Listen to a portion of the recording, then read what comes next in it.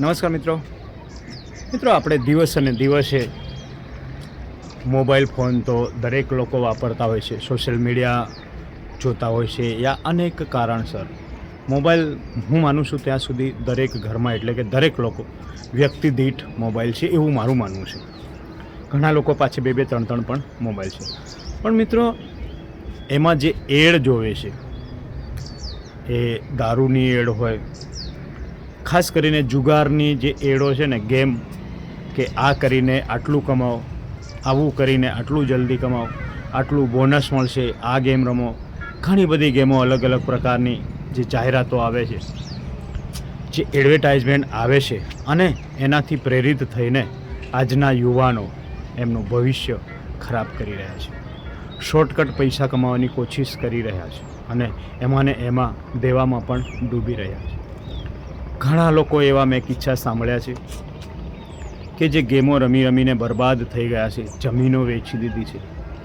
તો મિત્રો, જે આ ગેમો છે ને એ માત્ર ને માત્ર તમને બરબાદ કરવા માટેનું છે. એ એમની કંપનીઓ ચાલી રહી છે. એ માત્ર ને માત્ર તમને આદત લગાવીને તમારું ભવિષ્ય ખરાબ કરી રહી છે. એટલે સાથીઓ, તમે જો કોઈ સેલિબ્રિટીને, ક્રિકેટરોને યા યુટ્યુબરોને યા ફિલ્મી હીરોને, એક્ટર્સ એમને જોઈને જો એવું વિચારતા હશો તો હું એવું કહેવા માગું છું કે યાર, તો એ લોકોને આ ગેમોની એડ કરવાની શું જરૂર છે? એમાં લાખો રૂપિયા, અઢળક રૂપિયા કમાતા હોય તો આ એડ કરીને શું મતલબ? એ ગેમો રમીને ના જીતી લે? બીજું કામ કેમ કરે? ફિલ્મો કેમ બનાવે, વિડીયો કેમ બનાવે?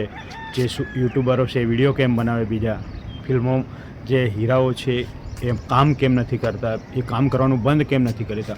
માત્ર ને માત્ર બેઠા વિડીયો, જે ગેમો છે ને એ ગેમોમાં ના પૈસા કમાઈ લે. ખાલી કહેવાની વાતો છે. માત્ર ને માત્ર આનામાં તમારું જીવન બરબાદ થઈ રહ્યું છે, તમને ખોટી આદતો પડી રહી છે. એટલે પ્લીઝ નમ્ર વિનંતી છે મારી કે યાર, તમે ગેમો પર ધ્યાન ના આપો. બિલકુલ શોર્ટકટ રસ્તાઓ પૈસા કમાવા માટેના જે પણ છે એ ખરાબ છે. માત્ર ને માત્ર એ સેલિબ્રિટીઓ માટે પણ પૈસા કમાવાનો રસ્તો છે.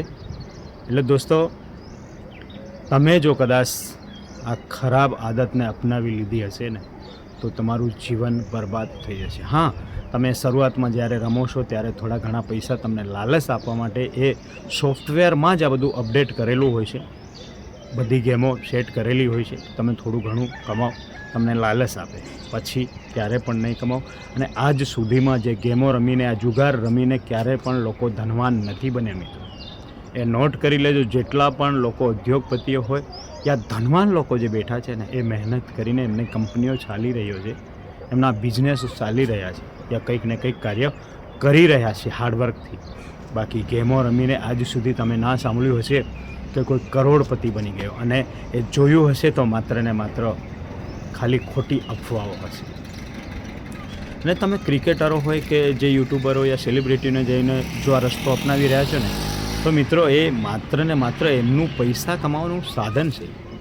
અને હું તો એવા લોકોને પણ કહેવા માગું છું, જે યુટ્યુબરો હોય, સેલિબ્રિટીઓ હોય, કે યાર, તમે જે આપણે યુવાઓ ખરાબ દિશામાં જઈ રહ્યા છે એને બઢાવો નથી આપો યાર.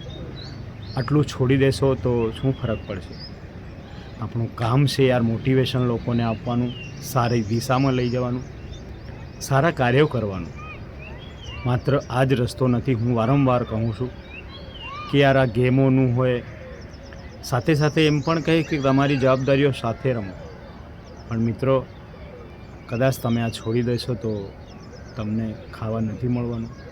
એ યુટ્યુબરો હોય યા ક્રિકેટરો, સેલિબ્રિટીઓ, એવા દરેક લોકોને કહું છું કે જે એડ કરે છે ગેમની, દારૂની, વ્યસનોની, એ લોકોને કહું છું, તમે રોલ મોડલ છો યાર લોકોના.